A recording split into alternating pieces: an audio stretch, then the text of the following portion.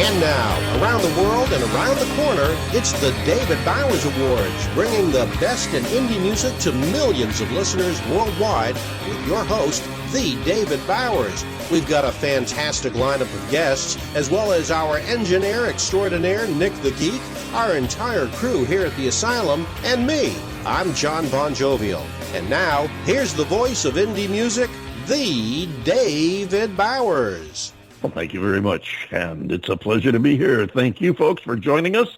We've got another hour of music, mirth, and merriment, and a little madness mixed into the stir. We're going to have a fun time here. We've got some exciting ladies waiting to come on and talk with us and share some music with us. I think you're going to have a lot of fun today, and we're going to start off with a guy, however, because we want to balance the act just a little bit here. A guy from London goes by the name of Cameron Bloomfield, does a song called Wanted.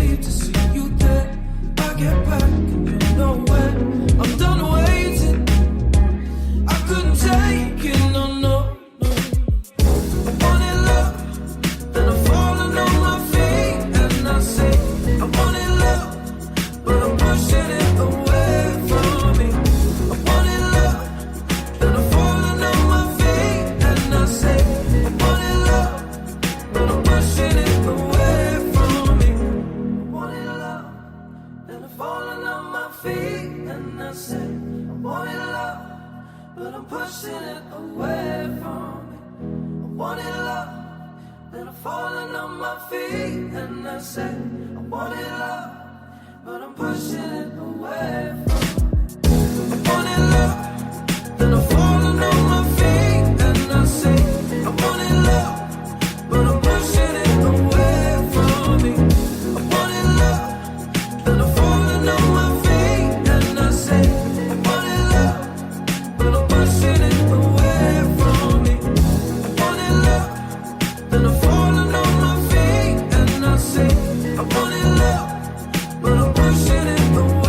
from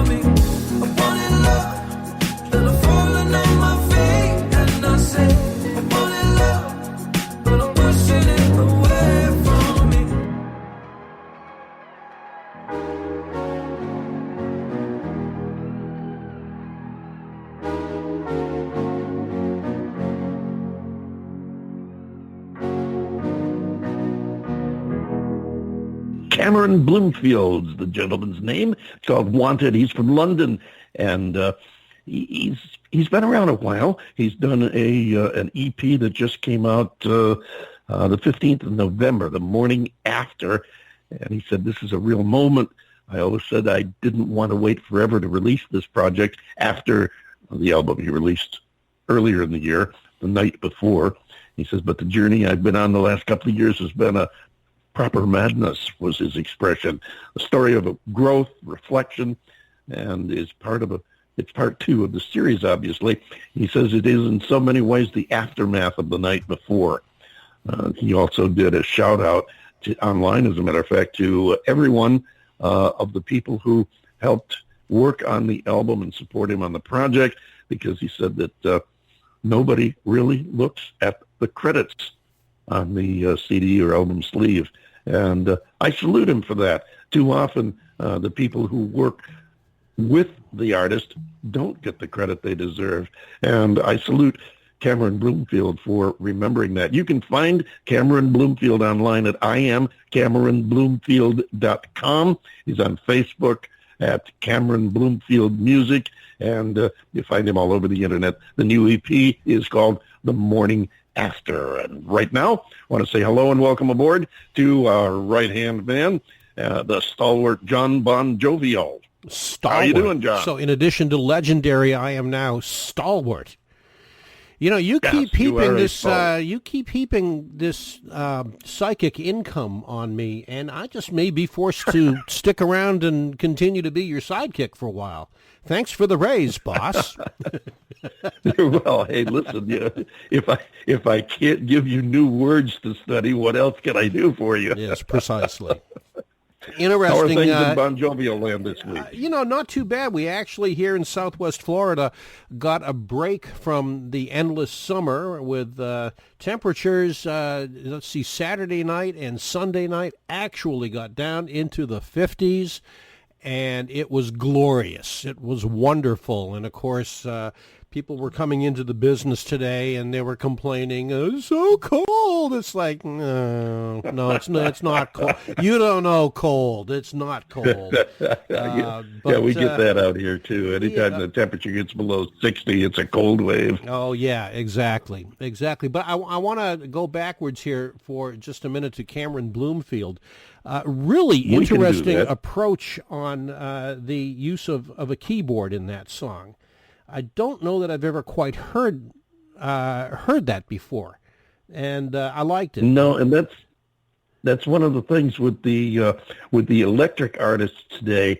The ones who do a lot of electronic music, they are finding new and innovative ways to use these electronic devices, and of course they haven't been around that long that they have explored all the possibilities. So it is a constant renewal and introduction to new tricks of the trades, as it were. So, I agree with you. Well, and I liked it. And the nice thing about it is that he's not using the electronics as a crutch.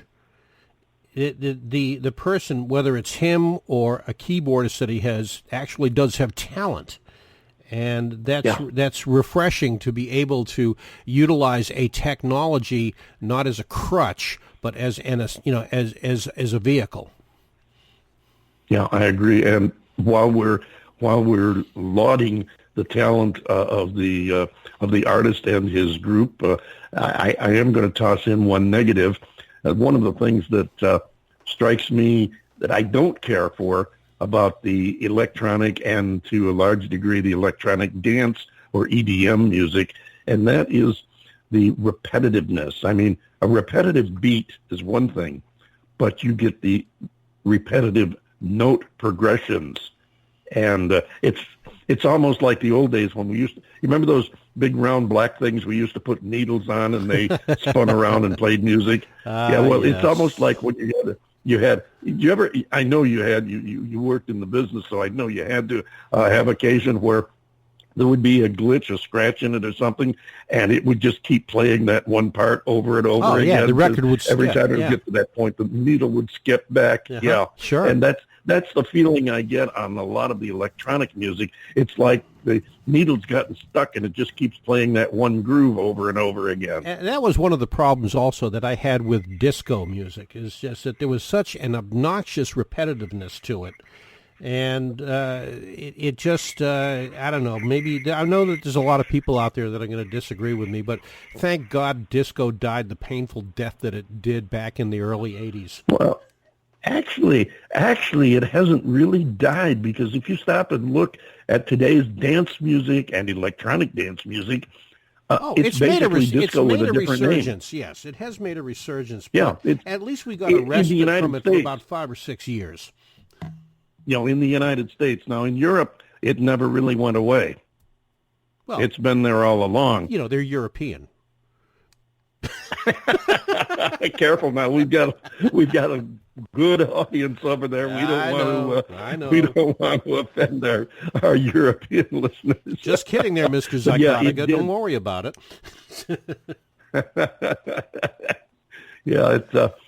It never really went away, and it did over here. I remember an interview I did, so many years ago, back in the heyday of disco.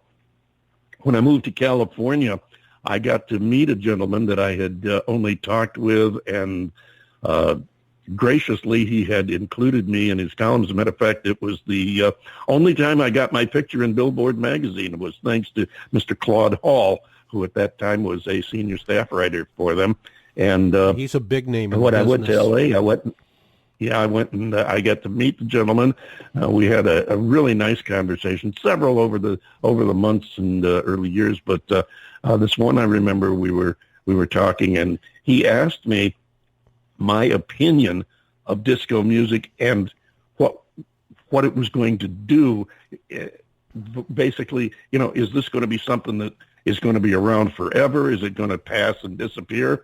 And I remember my answer was probably one of the more intelligent answers I gave an interviewer over the years. As I told him, I said, I really think that disco is a niche that has been created and is going to stick around. It's not always going to be, it'll never forever be the main source of music and topping the charts and everything, but it's going to stick around as a dance music genre, and that's pretty much what it has done. I guess I made a lucky guess, but and I think that's as it should be. I mean, there is nothing wrong just because one person likes it or doesn't like it.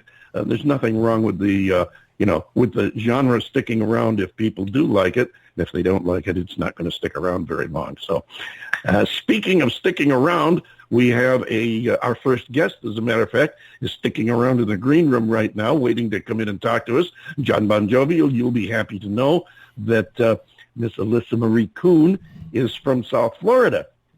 And as such, you may get a chance to meet her in person in the not too far distant future. We can chat with her about that right after we listen to this, her first song, and it is called "You Can't Do That."